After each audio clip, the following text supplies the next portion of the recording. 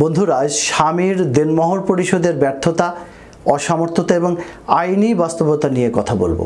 যদি কোনো ব্যক্তির দেনমোহর পরিশোধের কোনো সামর্থ্য নাই থাকে, নেই তার ঘরবাড়ি, জমিজমা, নগদ টাকা কিংবা আয়ের উৎস, তাহলে সেই ব্যক্তির কী ধরনের জেল জরিমানা হতে পারে, জেল খাটার পর আইনগতভাবে তাকে পুনরায় দেনমোহর পরিশোধে নতুন সাজা শাস্তি আরোপিত হতে পারে কিনা, আর দেনমোহর পরিশোধের ব্যর্থতায় শাস্তির পরিমাণই বা কী হতে পারে, আর আদালতের দেনমোহর এবং খরপোশের মোকদ্দমায় টাকা পেতে কত সময় লাগে, আর ডিগ্রি প্রাপ্তির পর টাকা আদায়ে যে আইনি জটিলতা রয়েছে, আর সন্তান অস্বীকারের ডিএনএ টেস্টের ক্ষেত্রেও যে কী জাতীয় জটিলতা রয়েছে, সে সম্পর্কিত বিষয়ে আইনি সমস্যা এবং আইনি সমাধান নিয়ে কথা বলতে আমি PM সিরাজুল ইসলাম সিরাজ প্রামাণিক, আইনজীবী, বাংলাদেশ সুপ্রিম কোর্ট, আজ আপনাদের মাঝে হাজির হয়েছি। তবে মূল আলোচনা শোনার আগে আমাদের ল টিপস CBD চ্যানেলটি সাবস্ক্রাইব করুন, বেল বাটনে ক্লিক করুন।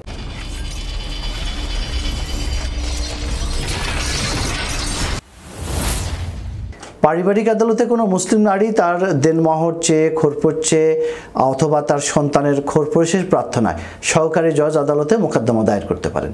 এই মোকদ্দমায় কোথাও ভুল হলে আপনি কিন্তু আর্জি সংশোধনেরও সুযোগ পাবেন, বলছেন 47 DLR পৃষ্ঠা নম্বর 235। এই মামলায় বড় সমস্যা হচ্ছে স্বামী অর্থাৎ বিবাদী সমন পেয়ে অর্থাৎ আদালত কর্তৃক সমনপ্রাপ্ত হয়েও আদালতে আসে না।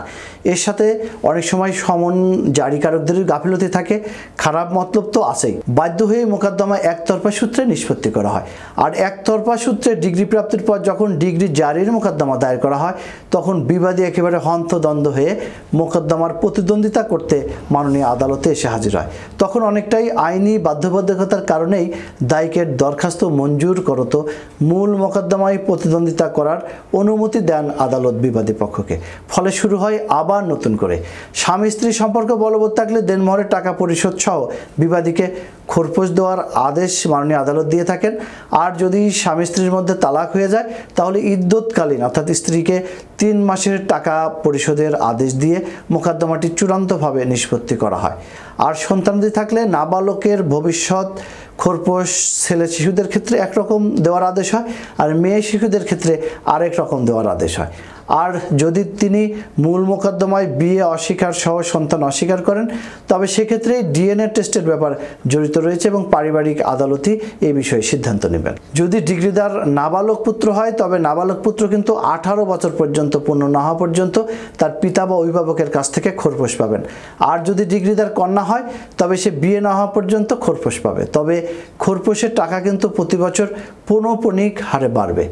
আর আদালত চাইলে বাদীর আবেদনের পরিপ্রেক্ষিতে খোরপোশের অতিরিক্ত খোরপোশ যে কোনো সময় দিতে পারবেন, বলছেন 54 DLR পৃষ্ঠা নাম্বার 175। বড় সমস্যা হচ্ছে দায়িক পক্ষ আদালতে এসে আদালতের রায়ের নির্দেশ কোনো রকম না মেনেই বা 17(5) ধারার বিধান পালন না করেই ডিগ্রিকৃত টাকার মধ্যে 5,000 বা 10,000 টাকা জমা দিয়ে বকরি টাকা দিতে সময় প্রার্থনা করেন। যদিও আদালত ডিগ্রিকৃত টাকা দায়িকের দরখাস্তের ভিত্তিতে ন্যায়সঙ্গত কিস্তিতে পরিশোধের সুযোগ দিতে পারেন, বলছেন 52 DLR পৃষ্ঠা নাম্বার 157। আর জারি মোকদ্দমা দায়ের হলে পারিবারিক আদালত অধ্যাদেশ 1985 এর 16 ধারার বিধান মোতাবেক আইনগতভাবে প্রথমে দায়িক পক্ষকে লেভি ওয়ারেন্ট জারি করা হয়। যদি লেভি ওয়ারেন্ট বিনা জারিতে ফেরত আসে, তাহলে আদালত দায়িকের বিরুদ্ধে সাজা পরোয়ানা জারি করে আইন নির্ধারিত 16(3) বিধারা প্রয়োগ করে দণ্ড আরোপ করতে পারেন। অর্থাৎ টাকা আদায় না হলে তাকে 3 মাসের বিনাশ্রম কারাদণ্ড দেওয়া যাবে। ডিগ্রির টাকা পরিশোধ করলে বা আংশিক পরিশোধ করলে দায়িক পক্ষকে সাময়িকভাবে মুক্তি দেওয়া যাবে।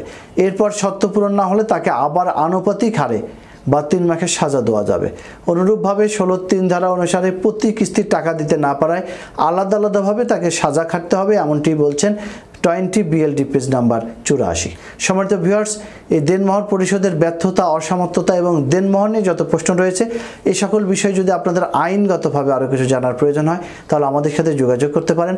ভিডিওর স্ক্রিনে mobile number, email, WhatsApp number দেওয়া আছে। আমরা উপযুক্ত সম্মানী প্রাপ্তির মাধ্যমে আপনাদেরকে আইনি সহায়তা দিয়ে থাকি। আজ এ পর্যন্তই। সবাই ভালো থাকবেন, সুস্থ থাকবেন। আমাদের চ্যানেলটিতে সাবস্ক্রাইব করতে ভুলবেন না।